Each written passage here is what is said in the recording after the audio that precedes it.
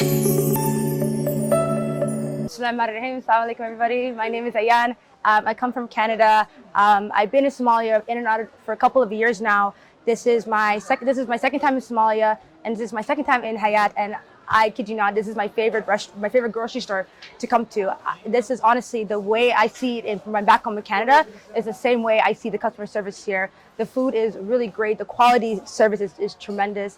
I really enjoyed that. There's always a person around that really wants to help me and with a smile on their face. And I can really see that they really care. And whenever I have any kind of feedback, they're there to listen. And I love the experience coming to Hayat. And I show all my friends this place, and they get really excited to come to a great supermarket like Hayat. Bismillahirrahmanirrahim. Ana magacay waa Liban. Waxaan macaamil u ahay Hayat Market oo aan soo booqday markasta aan ka tukaamaysto.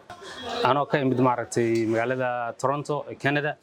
Waxaan aad ugu faraxsanahay inaan meeshan ka tukaamaysto oo aan ka helay waliba wax kasta oo aan ka heli jiray meelaha aan ka imid. Hayat Market waxay ugu duwan tahay meelaha kale waxa kamid ah iyadoo laga helo wax kasta oo aad u baahan tahay halka meel kaliya oo aad ka helaysid aad u baahnayn meel kale inaad aadid.